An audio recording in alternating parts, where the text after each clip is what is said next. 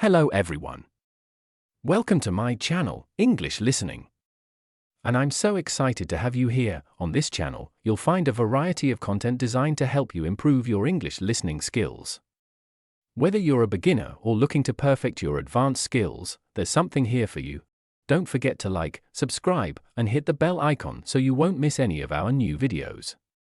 Feel free to leave comments and let me know what topics you'd like to see covered. The marriage of Eric and Enide. The hero of this story is one of King Arthur's brightest and boldest knights. The heroine is a beautiful girl who is so poor that she only owns one dress. It's a story of action that celebrates courage and chivalry, in which knights fight one another to prove by force that their maiden is the fairest of all. It's a concept that might seem a little illogical today. The sequel, The Quest of Eric and Enide, will take a different point of view. At dawn, on Easter Day, King Arthur stood on the battlements of his castle at Cardigan in Wales. As he smelled the spring air, he recalled an ancient tradition known as the White Stag. According to custom, on Easter Monday the king and his knights would go hunting, and whoever killed a white stag would win the right to kiss the fairest maiden at the court. The custom had fallen out of use, but Arthur thought to himself that it was right and proper for a great king to uphold tradition. After chapel, the knights of the Round Table gathered in the main hall of the castle. King Arthur announced that he would revive the custom of the white stag. All were pleased to hear this news except for one, and he was Sir Gawain. Gawain was the most courtly and wisest knight of the Round Table. None other, apart from the wizard Merlin himself, was more trusted, or held in greater esteem by the king. He spoke quietly to Arthur, so that none other could hear. "Sire, no good will come from this hunt. He who kills the white stag must kiss the fairest maiden at the court, but there are 500 beautiful maidens here. Each one is the favorite of some bold knight. Every knight will contend that his maiden is fairest and most noble, and will take grave insult if another is chosen. There will be quarrels and bloodshed." Although Arthur saw the wisdom of Sir Gawain's words, he replied, "I have spoken my intention, and a king's words cannot be unspoken." The following morning at daybreak, the knights rose from their beds. They dressed in light tunics, mounted their hunting horses, and set off for the forest carrying their bows and arrows. Queen Guinevere followed behind them on a white pony. A young maiden, the daughter of a princess, rode by her side. One of the knights looked back and saw the queen and her maiden following at some distance. He turned round his horse and cantered back towards them. He was young and handsome, finely dressed in a fur-lined cloak and a tunic of silk that had been woven in Constantinople. His spurs were made of gold, and his only weapon was a sword. His name was Sir Eric. Eric spoke to the queen, saying that, if it pleased her, he would be glad to ride along with her. Queen Guinevere thanked the young knight for his company, adding that she could have none better. Then they rode straight on to the forest. Those out in front were already chasing the stag. Some blew horns, others fired arrows, and the dogs barked. There was the risk of an accident, with so many arrows flying through the air, and Sir Eric advised the queen and her maiden to hold back for a while in a clearing.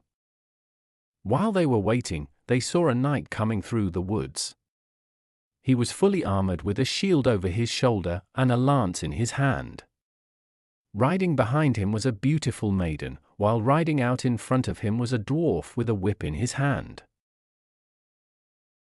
Queen Guinevere was very curious about this new arrival, and she sent her maiden to ride over and fetch him to her. The maiden rode ahead towards the knight, and the dwarf came to meet her. She spoke to him in a haughty voice. "Let me pass, little man. I wish to speak to that knight."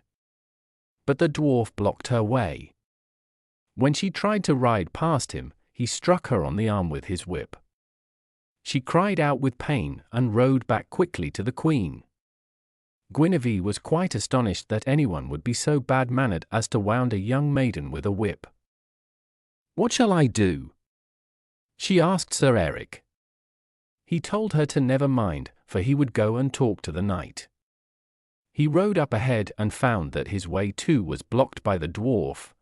"Let me pass, you odious little man who would strike a lady," he said. The dwarf replied, "Begone! You have no business with my master." When Eric tried to ride past, the dwarf struck him over the ear with his whip. The wound stung bitterly and Eric was furious. He was sorely tempted to draw his sword and use it on the dwarf, but he held back, for the knight was fully armed, and Eric himself had no shield and was wearing nothing but his silk tunic. He could not protect himself against the lance of the knight. He decided to retreat, as was wise to do so. He rode back to the queen. "My lady," he said, "I was unarmed and could not seek revenge against the knight. My weapons and armor were far away. Now I must rid myself of this shame, or increase it. I will follow the knight at some distance. At the first opportunity, I will borrow some armor and challenge him. Either he or I will pay for this insult with blood." The queen was sorry that the fine young man must risk his life on account of her honor, and she prayed that God might protect him from evil. Meanwhile, King Arthur had killed the white stag with his arrow. The hunting party returned to the castle, and later that day the ladies and knights of the court gathered in the hall. All were talking about the choice that Arthur had to make. Who would he pick as the fairest maiden at court? Everyone knew that it would not be an easy choice. There were several knights who swore that they would challenge and fight the king if he did not choose their favorite. Arthur held a private council with Sir Gawain and Queen Guinevere. Gawain looked grave and said he did not see how to avoid a challenge to the king. Many knights believed it was a matter of honor to defend their favorite's beauty at the point of a sword or lance. The queen was still upset on account of the incident in the forest. She pleaded, "My lord, there is one noble knight who is not among us at court. He is Sir Eric, and he risking his life and reputation on account of my honor. I pray, let us postpone the question of the fairest maiden until either he returns, or we hear more unfortunate news of his fate." Gawain agreed that it would be wise to wait a day or two to give time for the knight's hot tempers to cool. Arthur listened to this advice, and announced to the court that it would be unfitting to celebrate the feast of the White Stag until they had received news of Eric and his fate.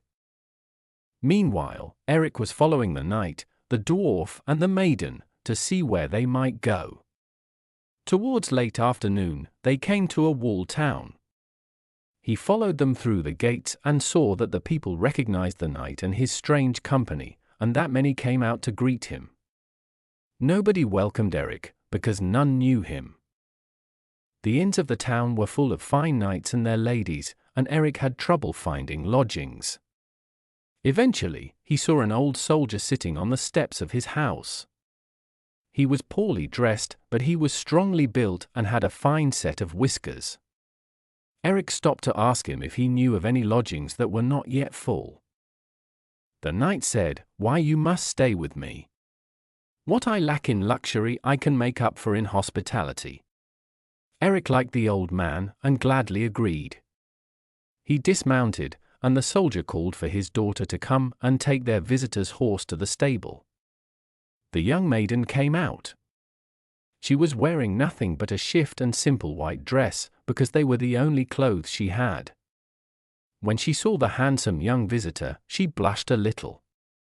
Eric was astonished at her beauty. He thought that Later that evening, after a good dinner, Eric sat with his host by the fire. He asked him why was it that his daughter, who was so beautiful, wore nothing but a simple white dress.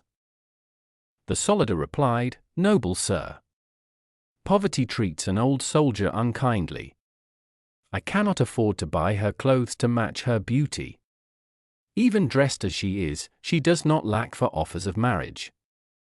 I have refused several lords and knights who wished for her hand, for I am waiting for a still better offer. Believe me when I say, her beauty is not her only virtue.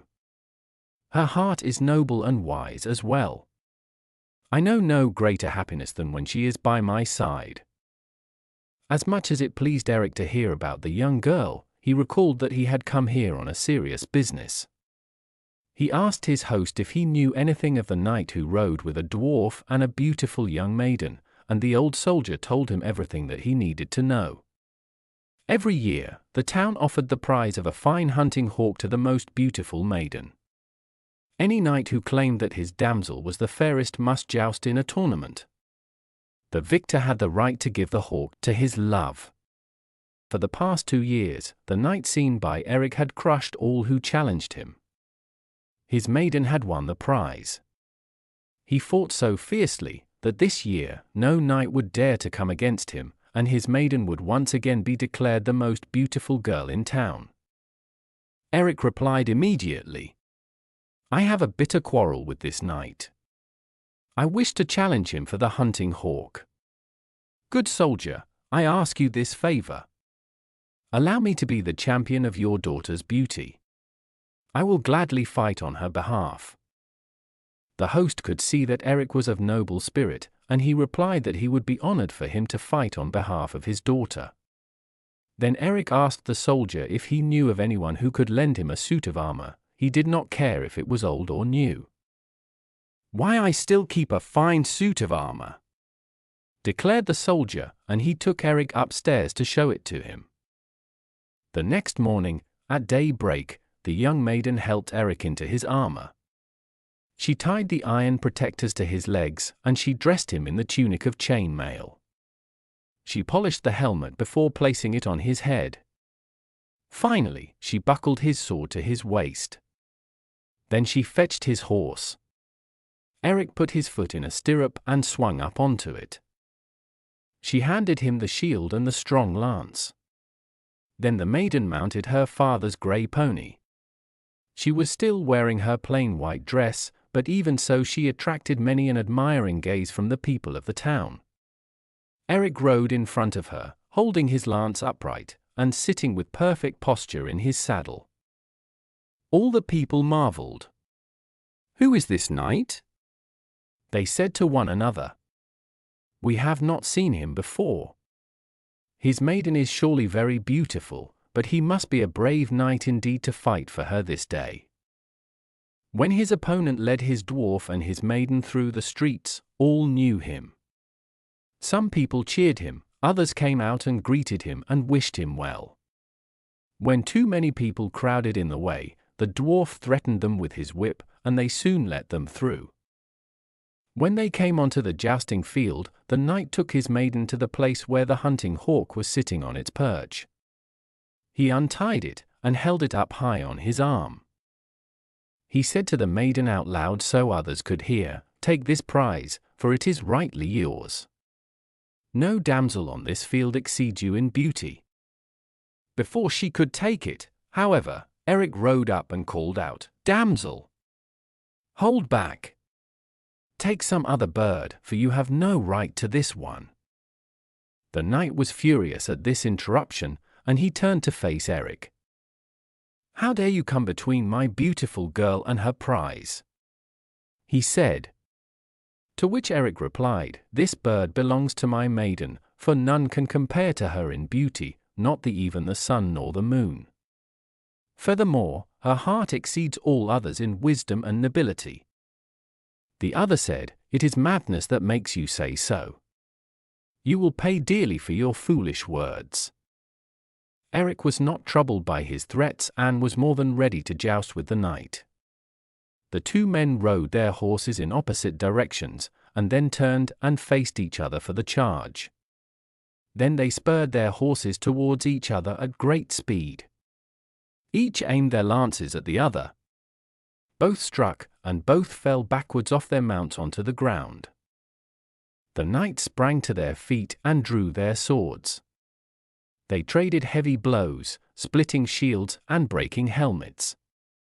Eric tripped, and while he was still rising back up onto his feet, his opponent swung his sword down on him, meaning to split his helmet open, but fortune protected Eric, and although the sword broke a piece of his helmet off the side, it missed his skull and Eric survived the attack.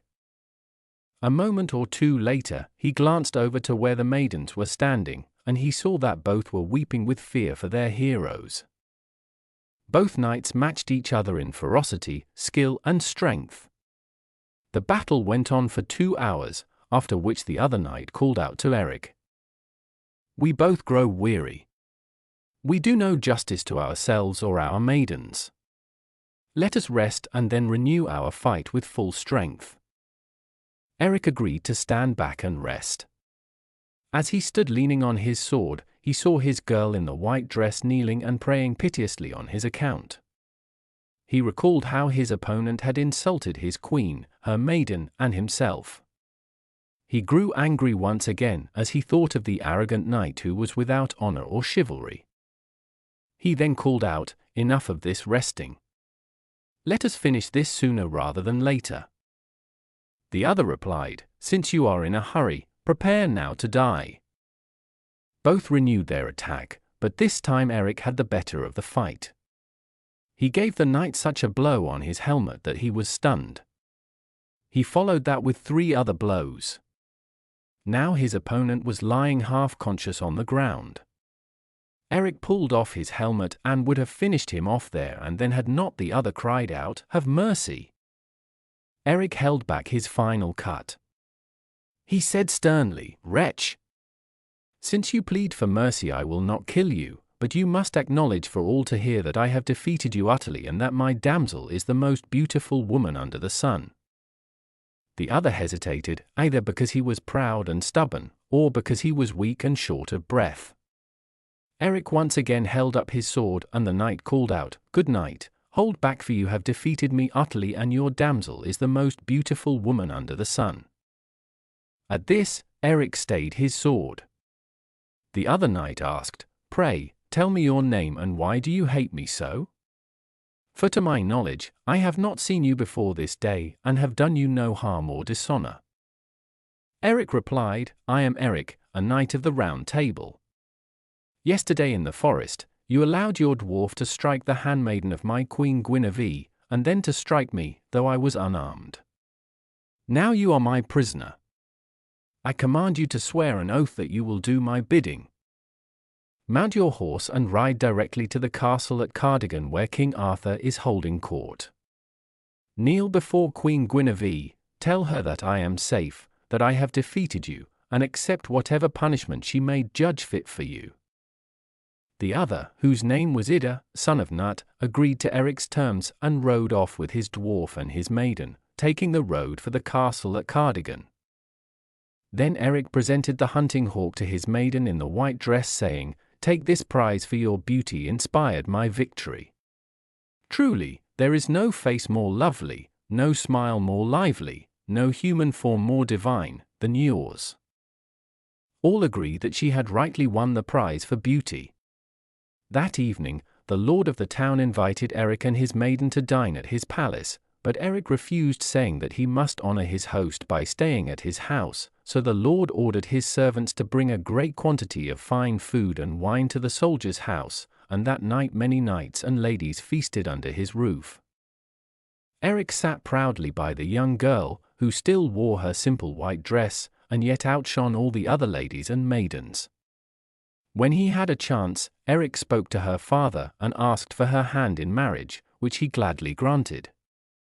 Then Eric told him that his own father was a king, second only in riches and glory to King Arthur, and that he would make sure that the soldier and his wife were well looked after. In the morning, he mounted his horse. The maiden, whose name is Enide, sat behind him. Her arms wrapped her knight, holding him over his heart. They rode full of joy to Cardigan, lingering only for kisses on the way. Meanwhile, the other knight had arrived with his dwarf and his maiden at Cardigan. The sentries on the battlements had recognized him from far off, and soon word reached Guinevere that the strange knight who had insulted her was heading for the castle. As he drew nearer, it became clear that he had been in a fight and was in a bad way. Guinevere wondered what news he brought. Was he coming to boast of how he defeated and killed her champion? Or was he coming as Eric's prisoner, to beg for mercy? He rode through the gates of the castle and asked for an audience with the queen. Barely able to walk, he came up to her throne and kneeled before her. He begged her pardon and her mercy. After consulting with Sir Gawain, she granted him her forgiveness on one condition, that he serve King Arthur as his knight. He readily agreed. A day later, Eric and Enide arrived at Cardigan. There was great rejoicing. The queen embraced the young girl, and when she saw that she was dressed in a simple white dress, she gave her a beautiful dress of her own. It was of green and gold, and Enide looked even more resplendent and beautiful.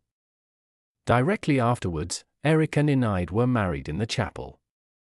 That evening there was a magnificent feast in celebration. At the height of the festivities, King Arthur called all to order and announced that he had reached his decision about the fairest maiden. He would bestow his kiss on Enide. She came before him, and the king kissed her gently and properly. He promised to love her as a friend. All agreed that King Arthur had made the right choice, and not one knight came forth to challenge him. And that's the story of the marriage of Eric and Enide, but their tale does not end with their wedding. I will be back soon with a second story about Eric and Enide, which will tell you what happened after they were married. Bertie asked me to tell you that an early version of this story was written as a poem in Old French by Chrétien du Troyes. There is also a Welsh version in the Welsh collection of tales the Mabinogion, but in that version they are known as Geraint and Enide.